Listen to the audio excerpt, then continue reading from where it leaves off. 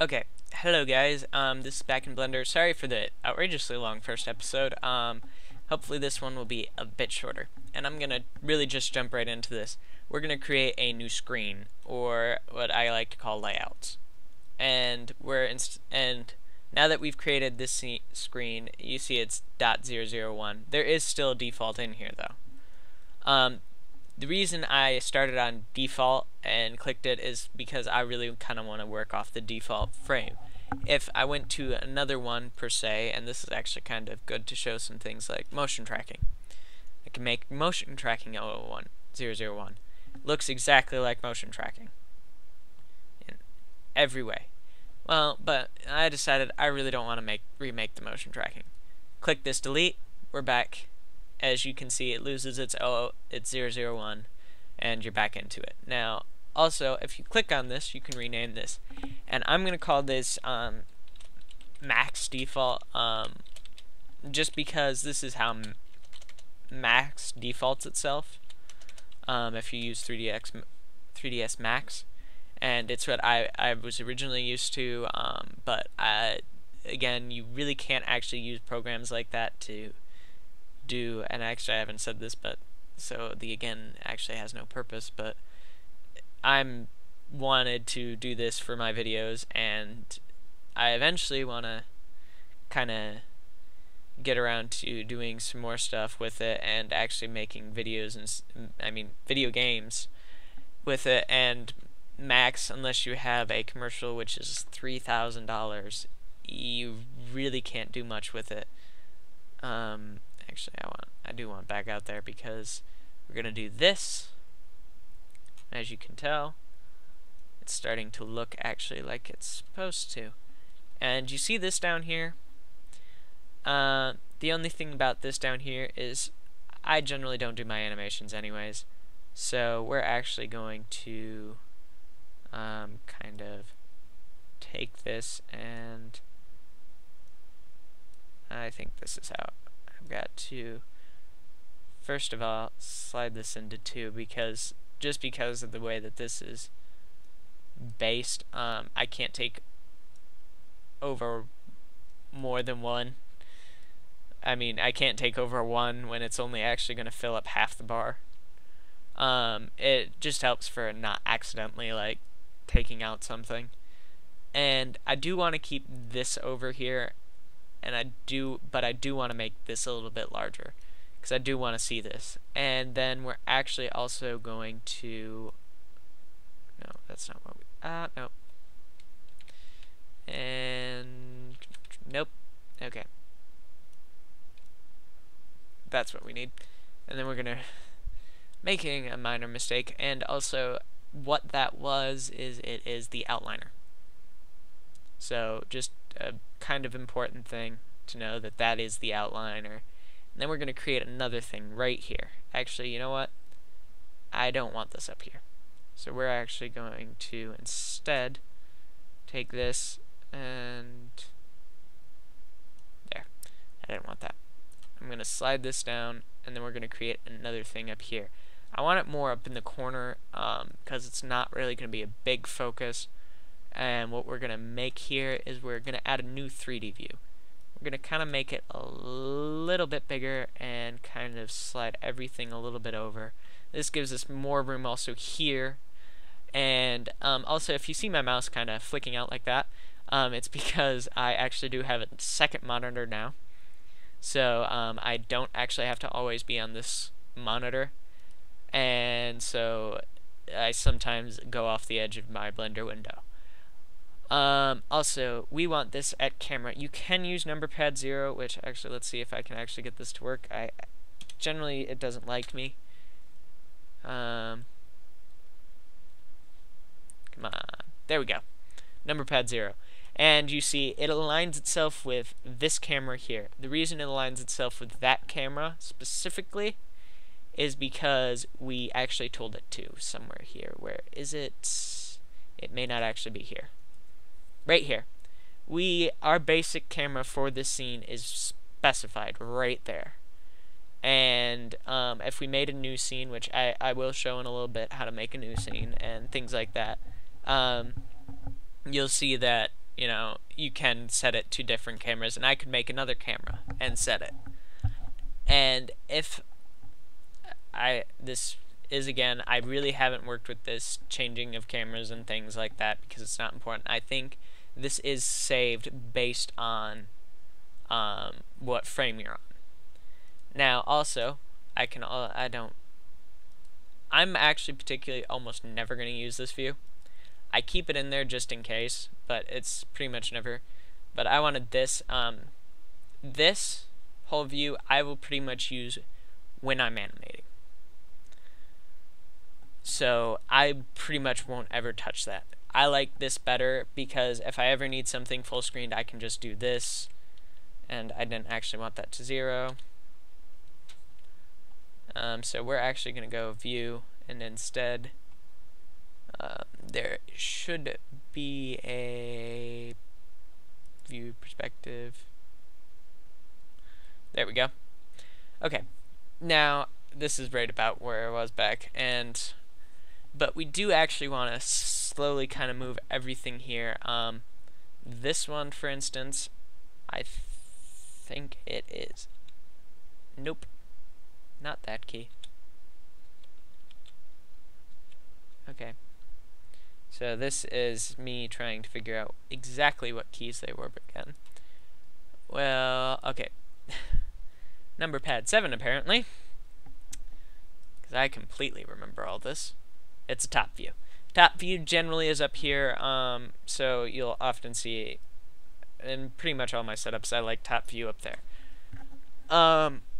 Now, this is actually where kind of what I just did was a little bit redundant, because I'm just going to turn this, I think it's right.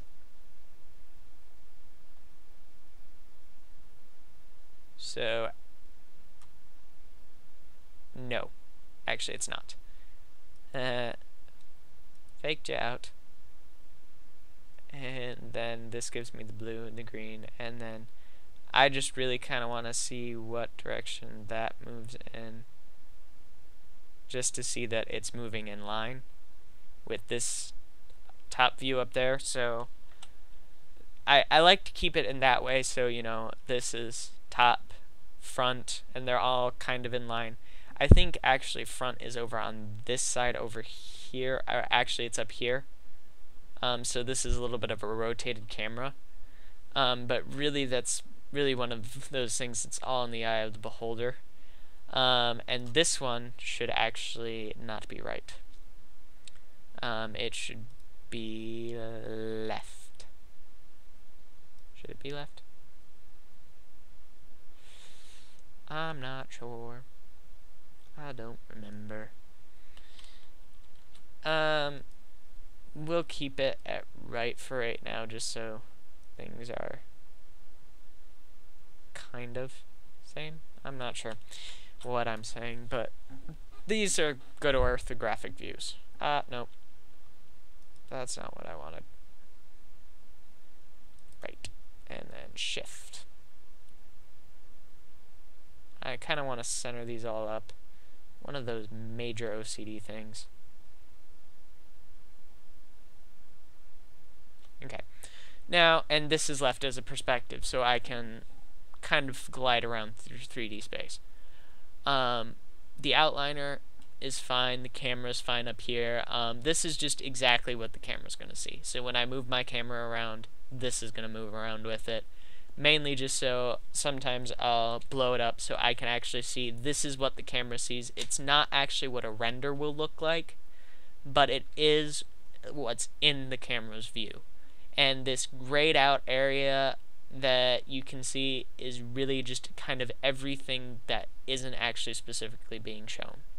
It's not in the render, but it's on the edges, so if I need to kind of adjust things so they stay in that camera, I can see that easily. Now, this is pretty much the basic what I'll need. I won't need to touch much anything else. Because there's not really a good reason to use anything else in this. The only other thing is using like the animation one. that shows all this and stuff, and it's pretty much all the way I'd use it. The only other thing that I could see possibly doing is taking something like this and literally actually probably making this full. And the reason I'm going to call it full, I'm going to take and I'm going to move all of these, and I'm actually going to do this just so this is like that, and then I'm going to slide all my views so it literally takes up my entire window. The only thing that this makes actually a little bit nicer is the fact that now I have bigger views, bigger things to see. I'll probably still though default more to this because it allows me to touch things like this property window, but sometimes more areas just a little bit better. Okay, now scenes. I'm actually really quick going to go and save these as my user settings. I don't actually want to save scenes into it, even though it's not really all that important. Now, I can rename scenes just like I renamed these default. You will see things like this little bar thing here all the time. So kind of get used to the way it works, because in not the material editor, but it's in the material editor, not the texture editor. You see another thing like this, and then it has an extra option thing here, which basically means that anything that doesn't actually have if this material wasn't assigned to this cube, it would be deleted once it was done. Actually, not if it's assigned to the cube, if it's assigned to a material place, sorry. And you can make more places or less places, but that's a little bit of a sidetrack. But this, I will get to that in a minute. This scene thing, you can add scenes, and you can add a blank new scene, or copy the settings of this scene, or link objects. Now this is actually kind of important. Linking objects means I can take all these objects in this scene and link them to a different scene. What that makes nice is it makes it easier for me to manage, because I can link like all these objects here now, add a whole bunch of other objects, and then still link them. Okay, that's gonna bug me. You guys wouldn't have seen that, but I had the side toolbar up, taskbar, and it was over half my screen. Well, not half, but or anywhere near that. But anyways, but so even though I'd have all these other objects, they wouldn't be in this the second scene, and I could move around the original objects as if they were the only things there in the second scene. I can move them in the second scene, and they move the objects in the first, allowing you to move without all the clutter that's in the other scene. Now, the other one, link object data, copies all the objects, everything about them, to a new scene. Linking objects actually doesn't, like if I transform these objects and change them, I'd still have a square in my new scene.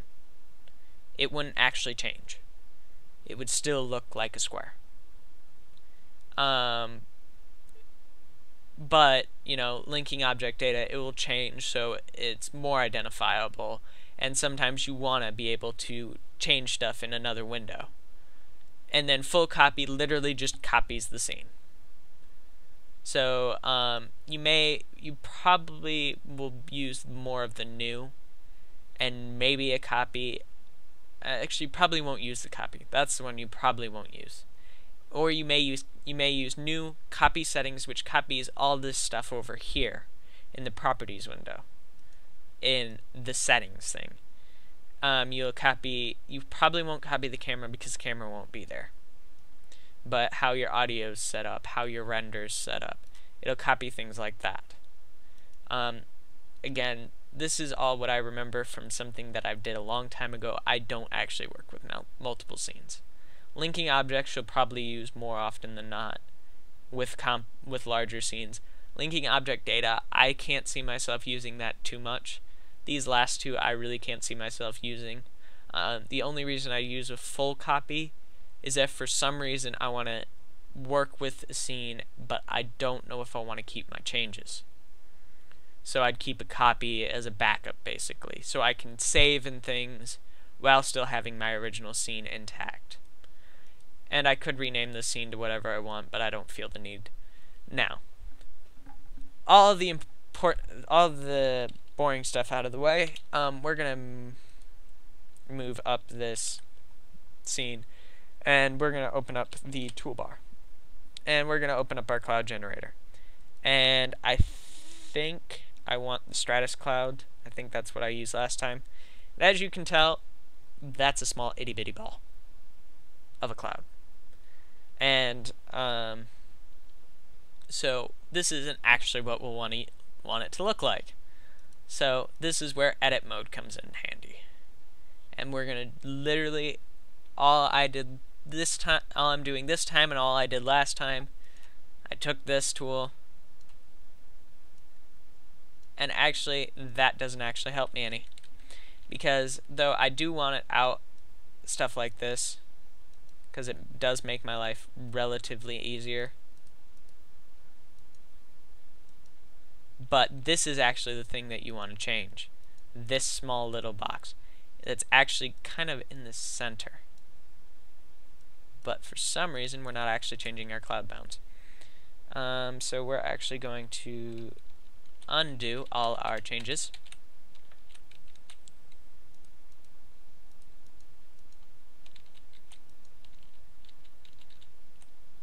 And we're gonna, I know that's a little bit of a, I only worked with this a little bit of a while ago, so forgive me for a little bit of forgetfulness.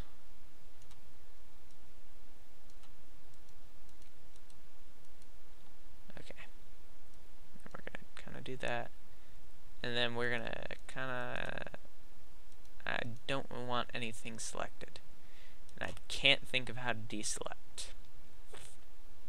One of those things that you wished you remembered. Oh, that's why. I can't actually change that in edit mode. Okay, so we actually do have to change this in object mode. And as you can see, it's kind of forming this little disk thing right now. And this is actually literally how it looked when I originally worked with it. It's kind of sparse in particles. If I actually, like, for instance, rendered this right now, actually it should actually render fairly quickly because it's really on. Actually, I'm gonna change, and we're gonna just do a simple render that's not actually really all that much, and we're just gonna render the image. And it takes this thing, for some reason it generally takes this one, or it picks whichever I think is active, and this apparently seemed to be the active one that it wanted. I'd never actually figured out exactly why. As you'll see, this is rendering in the corner, being a little slow, and you probably aren't actually getting that good. As you can see, when you actually update one of your perspectives, a little bit of lag, when you update your perspective, it's now, you've lost your cloud. But as you can see in here, we're actually getting a fairly good cloud.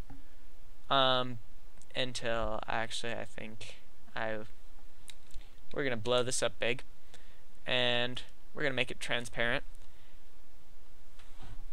It doesn't make a bad cloud. I really didn't play around. I added more particles because I didn't think it looked good without more particles. It's not a bad cloud, but it's not exactly an amazing cloud either. And I'll probably edit this cloud a little bit and things based around what I'm gonna do, so it shouldn't be too big a deal.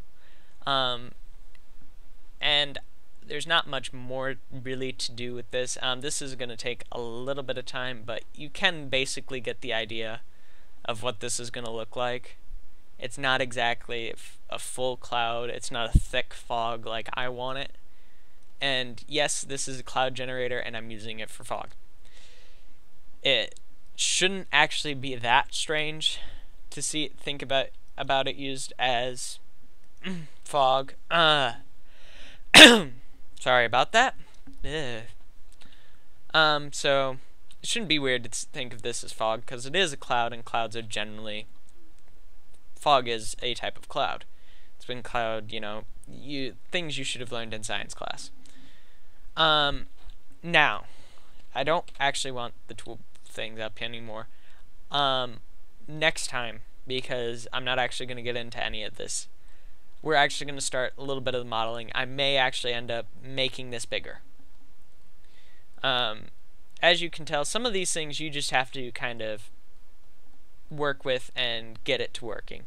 And I'll show you actually before we go saving process and how it exactly works, because it is a little bit different. But we'll work on making some landscape, which I didn't actually have in the original one. If you do remember from episode 1 seeing that did not actually have land.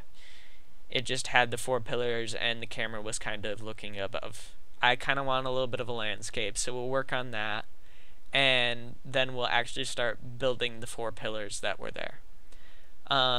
This pretty much, unlike this one and episode 1, which are being recorded today, I don't know if episode 3 will be recorded, and this will probably take several episodes, and it will probably be very long.